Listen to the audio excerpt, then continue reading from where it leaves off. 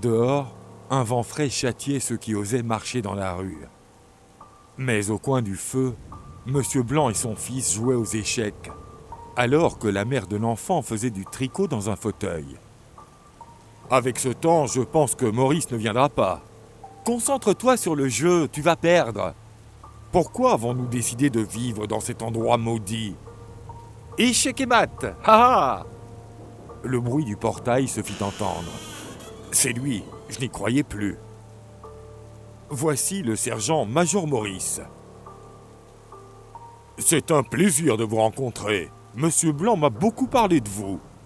Asseyez-vous près du feu, réchauffez-vous. Souhaiteriez-vous boire quelque chose, Major? Merci pour votre hospitalité. Leurs retrouvailles furent très agréables. Ils parlèrent de leurs souvenirs communs avant que le Major ne parte en mission à l'étranger.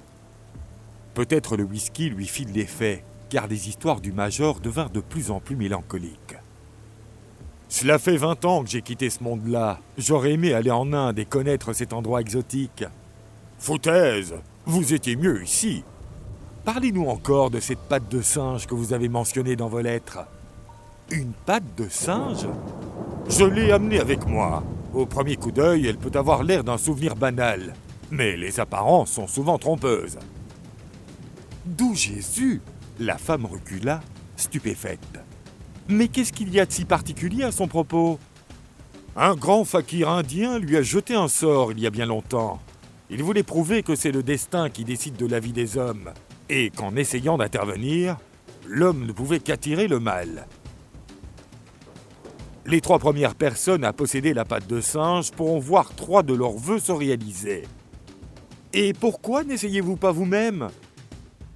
Je l'ai déjà fait. Et la patte a-t-elle exaucé vos souhaits? Oui, le Major répondit d'un ton sinistre. Quelqu'un d'autre a-t-il vu ses rêves se réaliser avant vous? Oui, mon chef, le colonel Graham.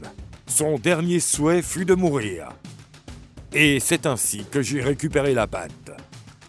Si vos vœux ont déjà été réalisés, pourquoi gardez-vous la patte pour vous?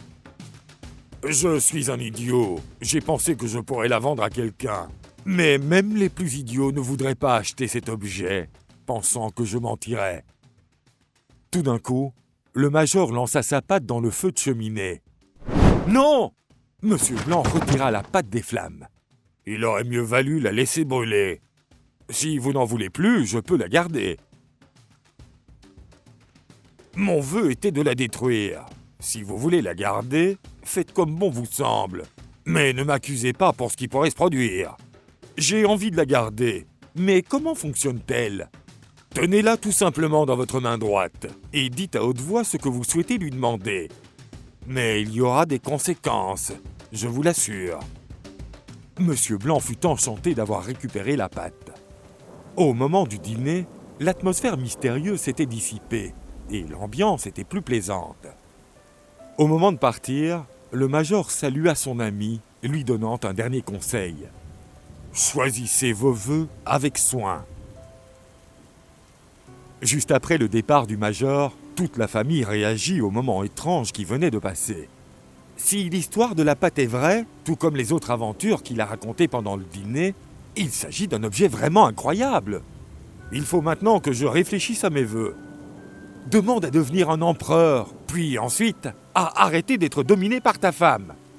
Sa mère courut vers le garçon pour le gifler, mais il réussit à l'esquiver, riant à gorge déployée.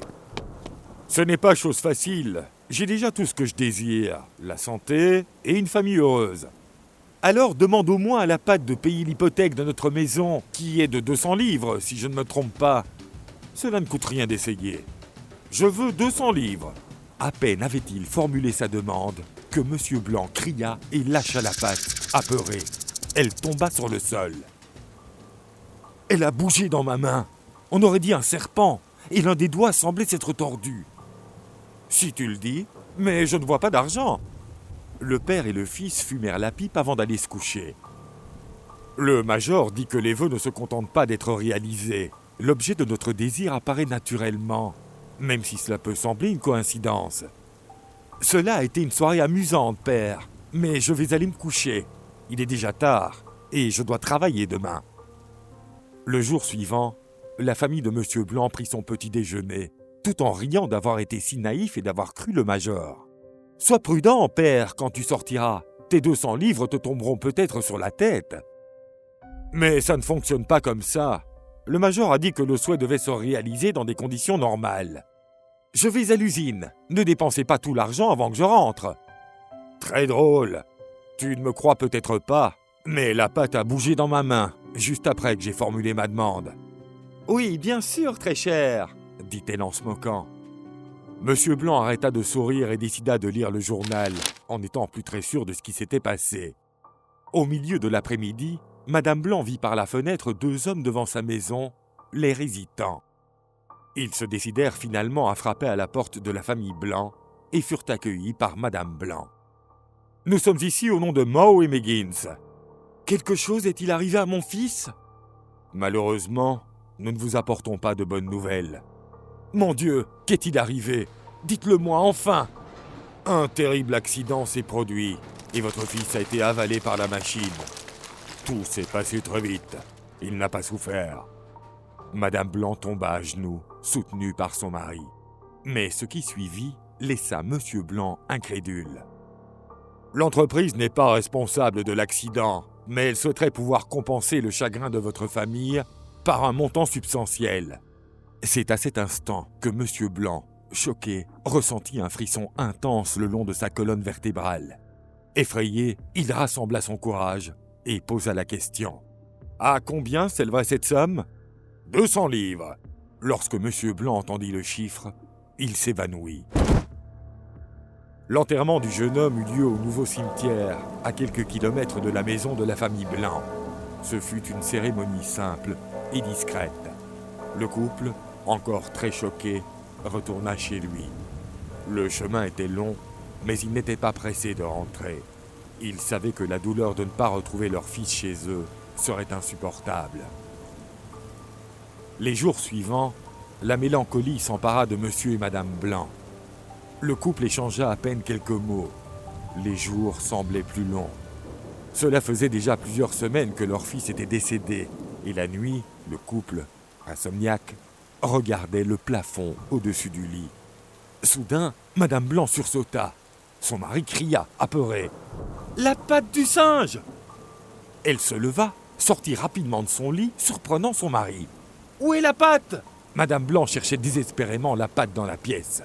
« Je veux la patte ! Tu ne l'aurais quand même pas détruite !» Elle est dans le premier tiroir de la commode. Madame Blanc trouva la patte là où son mari l'avait mise. « Dieu merci !» Elle la saisit à 2 mains, la regardant avec des yeux fous. « Comment n'y avons-nous pas pensé plus tôt ? Quoi ça ? Nous avons toujours 2 vœux !» C'est idiot. Tout cela était juste une terrible coïncidence. « Attrape la patte et recommence !»« Quoi ? Tu es folle ? Demande-lui de nous ramener notre fils. » « Cela fait 10 jours qu'il est mort. Je ne voulais pas te le dire, mais il était tellement défiguré que j'ai seulement pu le reconnaître grâce à ses vêtements. Ce n'est pas grave, je veux retrouver mon fils. » Monsieur Blanc attrapa la patte, terrifié. « Dis-lui maintenant !» Comme il l'avait dit la première fois, il attrapa la patte et il dit « Je souhaite que mon fils retrouve la vie. » Il sentit à nouveau la patte bouger et il la lâcha, effrayé. Vidé de ses forces, il s'assit dans son fauteuil. Sa femme, gagnée par la folie, regardait par la fenêtre, attendant son fils. Après un moment, rien ne s'était encore produit. Monsieur Blanc se sentit soulagé, car il craignait ce qui aurait pu arriver. Il emporta sa femme dans sa chambre, essayant de la réconforter. « C'est triste, ma chère, mais cette patte n'est rien qu'une fable. » Le couple retourna dans sa chambre sans dire un mot et s'allongea dans son lit. Ils passèrent un moment dans leur lit, pensant qu'il était stupide d'avoir cru que la patte d'un animal aurait pu faire revenir leur fils. Soudain, il y eut un bruit étrange dans la maison. Madame Blanc s'agita. « Qu'est-ce que c'est ? » « Un rat, très probablement. J'en ai vu un gros ce matin. » Le couple entendit de nouveau un bruit. Cette fois-ci, il semblait venir de la porte de la maison. « C'est notre fils, il est de retour !» Monsieur Blanc, effrayé, essaya de retenir sa femme par le bras, la suppliant de ne pas dire de choses aussi irrationnelles. « C'est logique que cela lui ait pris autant de temps pour arriver. Le cimetière est à plusieurs kilomètres. » Ce que disait sa femme avait du sens. Monsieur Blanc tremblait, car il ne savait pas du tout dans quel état son fils reviendrait. Après tout, le major leur avait bien dit que la pâte maudirait quiconque essayerait de modifier son destin. Un coup encore plus intense résonna à la porte. Madame Blanc courut pour aller ouvrir. Elle essaya de mettre la clé dans la serrure, mais ses mains tremblaient d'émotion, lui rendant la tâche plus difficile. « S'il te plaît, n'ouvre pas la porte !» Madame Blanc se débattait avec la serrure, qui semblait bloquée, retardant ses retrouvailles avec son fils. Monsieur Blanc était envahi par la terreur. Il était pétrifié à l'idée que le cadavre décomposé de son fils puisse passer le pas de la porte comme un mort-vivant. Dans un geste désespéré, il alla chercher la patte du singe qui était tombée sur le sol. Et il formula son dernier vœu. Madame Blanc ouvrit la porte et un cri glaçant envahit la maison. Elle pencha la tête et soupira de déception, au grand soulagement de son mari. Elle attrapa la lampe et, rassemblant tout son courage, regarda ce qui se trouvait dehors. La route qui passait devant la maison était calme et vide.